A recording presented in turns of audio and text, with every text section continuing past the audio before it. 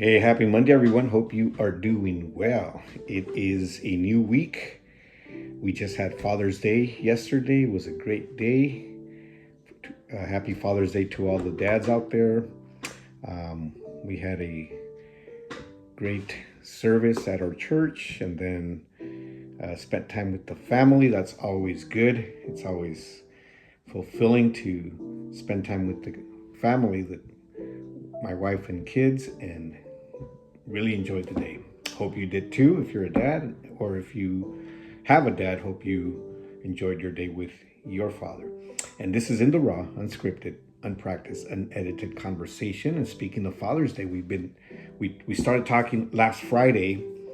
We started talking about the father's legacy. What does that mean? What does it mean for a father to leave a legacy or to have a legacy? And we based it on our perfect example of a father, which is God. He is our perfect example as father, and he has shared his title as father with us here on earth, with us that have the privilege of being dads. And we based this on a passage in Psalms 123 verses 3 and 4. I believe in the last video I said 127, so I apologize for that. It's 123. And it says, "Behold, children are a heritage from the Lord. The fruit of the womb is a reward. Like arrows in the hand of a warrior, they are the children of one's youth."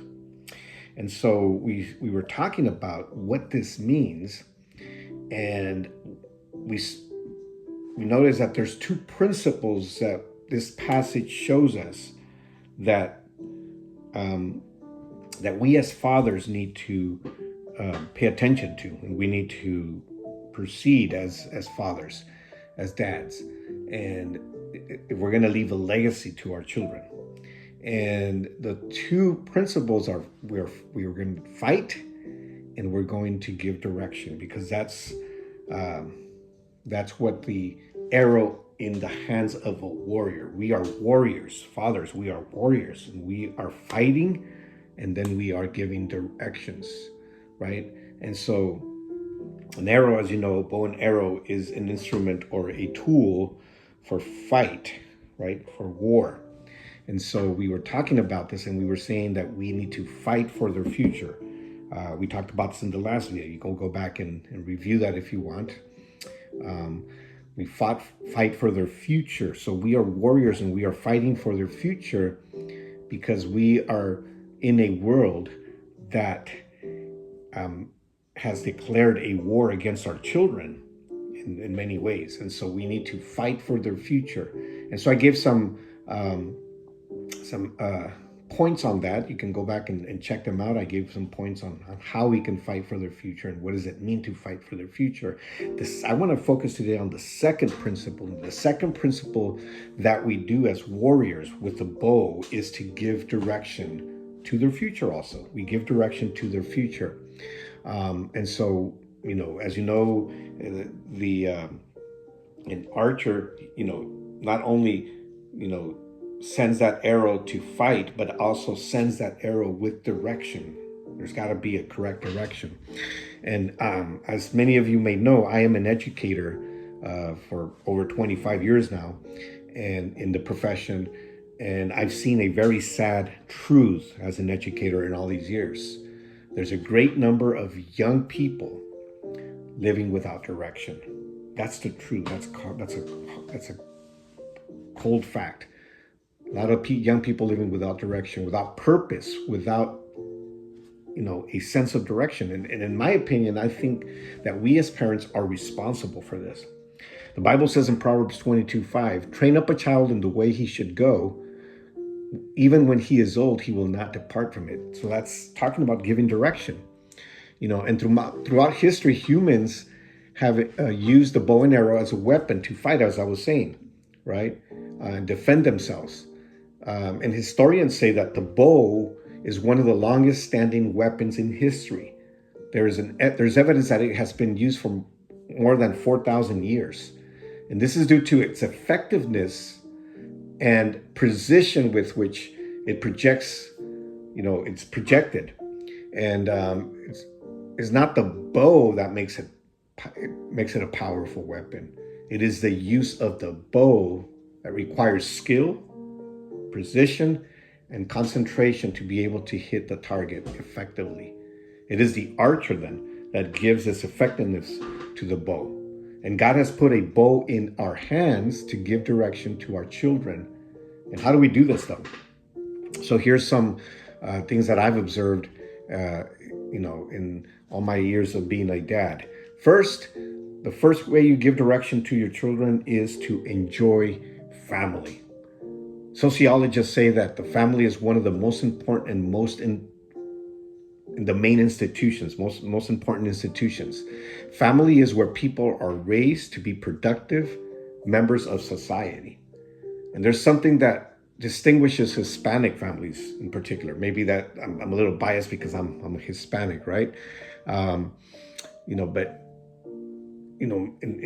Hispanics, we as Hispanics, we have a strong sense of family unity. There's a big value given to the family.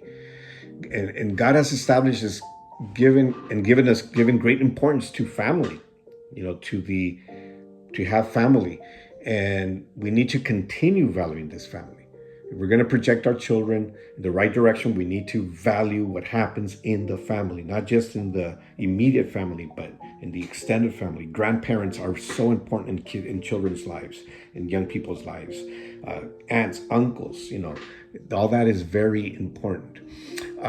We also need to promote proper relationships. There's a saying in Spanish, dime con quién andas, te diré con quién eres. Tell me who you're with and I'll tell you who you are. And this is a famous saying in Spanish. And if we're going to give them the right direction, we must teach our children to choose people with whom they will associate. And humans learn to relate in the context of the family. That's where we learn how to relate with each other. And our children must receive an appropriate model of how to treat others in the context of home. They should learn how a wife or husband is treated by watching their parents. So we need to promote those proper relationships, and it starts in the home. How do you treat your wife? How do you treat your husband? How do you treat others? And that's how the children learn that. The third thing that I observe is that understanding that growth is permanent. What does that mean? Something that marks the lives of our children is when they see us grow. There's something very powerful when we admit our mistakes to our children and we ask for their forgiveness. We as parents commit a lot of mistakes in teaching our children and bringing up children. They need to see that we admit those mistakes and that we ask for forgiveness. They see that we are not perfect parents and that we are still growing. This is a lifetime matter. It's not something that we will reach one day and say, I've already learned everything that I could learn. No, this is a lifelong matter. And I've had to tell my children many times when they were young, I've never been a father of children. Please forgive me for my mistakes. I've never been a father of a young child. I've never been a father of a teenager when that came. I've never been a father of an adult child, and so it's a constant growth, and they need to see that, because when they see that we are human and we make mistakes, they will learn that from us. And the other thing that I see, the last thing that I'm going to talk about, is don't faint or become weary. The Apostle Paul says in Galatians 6:9, let us not grow weary, therefore, of doing good, because in due time we will reap if we do not faint. I know that there are moments when we no longer want to be parents. I know that happens. It's happened to me. I don't want to be a parent anymore. I'm tired of this. Our patience runs out. Mercy runs out, and grace turns to disgrace. It can turn to disgrace, but we can't get tired or faint. We have a task to complete so that we can't appear before God one day and receive the greatest reward, because we have led our children to eternity. That is the whole point of this. So we cannot let our guard down. We cannot say, I am done. I am finished with this. I don't want to be a dad anymore. I don't want to be a mom anymore. We have to continue. Consistency will always result in success. Don't forget that. Consistency will always result in success. We need to be consistent with our parenting. We need to be consistent with our quest to raise good children. And even when they are old, when they are adults, you need to continue to be consistent with the way you model life to them. So going back to the passage we read in the beginning, Psalms 123. Behold, children are a heritage of the Lord. The fruit of the womb, is a reward. Like arrows in the hands of a warrior are the children of one's youth. I find it interesting that children are compared to the arrows of the archery in this passage. This is an important meaning. And I'm going to end with this. Arrows are have a predetermined destination. And it's our job as parents, as fathers, to make sure they get to their destination. They are not going to get there on their own. The correct conditions need to exist to get them there. In archery, the arrows that are used must be straight. Okay? They cannot be crooked or curved. And if you're willing to fight so that your arrows are straight, you need to be able to do that. You need to be able to say, I need to make sure that my arrows are straight. They must be sharp also, so that they can penetrate the target. Are you willing to discipline your arrows in love so that they are sharp? So 2 questions. Are you willing to fight so that your arrows are straight in God's righteousness? And are you willing to discipline your arrows in love so that they are sharp? The arrow will be effective if it is projected in its direction. This will ensure that it will reach God's determined destination. The arrow will be effective if you stretch with strength. If you stretch with strength, when you stretch that bow, this ensures a distance, it will reach the distance that you are projecting it to. And you also have to release. There's a point where you have to release. You have to launch it. They need to be delivered into God's hands. Parents, this is one of the biggest mistakes we make. We don't want to let go. We don't want to let go of our children when they grow up. We want to be in their lives, and we should be in their lives, but we have to take a back seat, because once they are old enough, when they are an adult and they make their choices on their own, they have to make those choices on their own, and we have to let go, as much as it hurts, as much as we don't want to. But that's how we're going to project that arrow.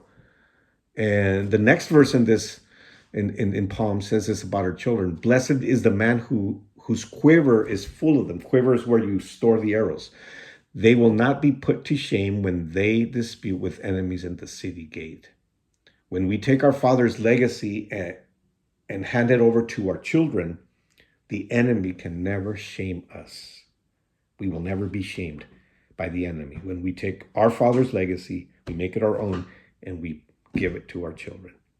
All right. Well, I hope you had a happy Father's Day, especially dads. This was for dads, but this is for everybody as well. We will talk to you soon. I know I went a little over last Friday and today, but I hope you enjoyed. All right. Talk to you soon.